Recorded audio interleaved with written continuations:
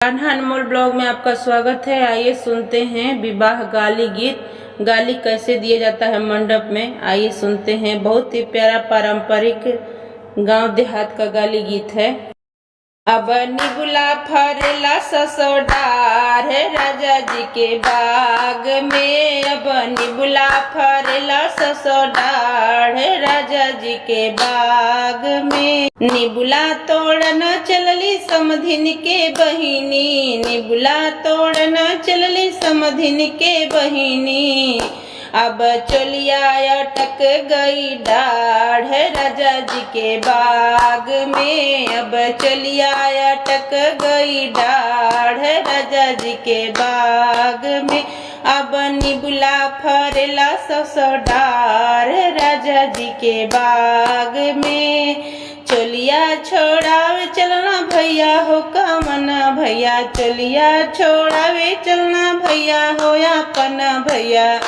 अब नौरंग धरा दोनों हाथ राजा जी के बाग में।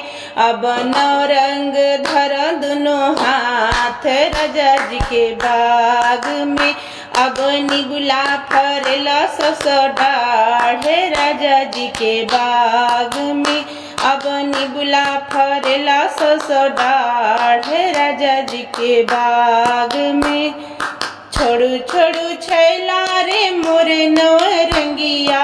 छोड़ू छोड़ू छैला रे मोरा नवरंगिया।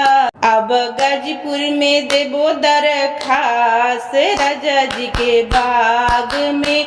अब बक्सर में देबो दरखास राजा जी के बाग में। जबरे पुलिसवा गाजीपुर में आइले। जबरे पुलिसवा बक्सर में आइले। कि अब मारे कावन सल के हाथ राजा जी के बाग में। अब मारे कावन सल के हाथ राजा जी के बाग में। अब निमुला फरेला ससुरार है राजा जी के बाग में। अब निमुला फरेला ससुरार है राजा जी के बाग में। निमुला तोड़ना चली सरवा के बहिनी। निमुला तोड़ना चली सरवा के बहिनी। अब लहंगा अटक गए डाढ़ है राजा जी के बाग में। अब लहंगा अटक गए डाढ़ है राजा जी के बाग में। लहंगा छोड़ावे चलना भैया हो अपना भैया। लहंगा छोड़ावे चलना भैया हो कामना भैया। अब नौरंग धरा दोनों हाथ राजा जी के बाग में।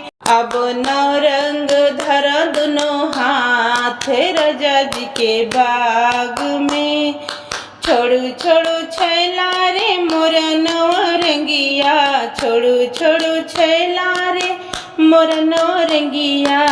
अब पटना में देबो दरखास राजा जी के बाग में।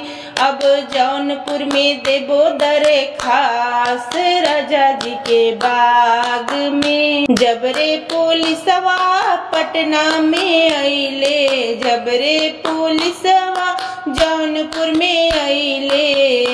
अब मारे कवन सल के हाथ राजा जी के बाग में। अब मारे कवन सल के हाथ राजा जी के बाग में। अब निबुला फरेला ससुरार है राजा जी के बाग में। अब निबुला फरेला ससुरार है राजा जी के बाग में।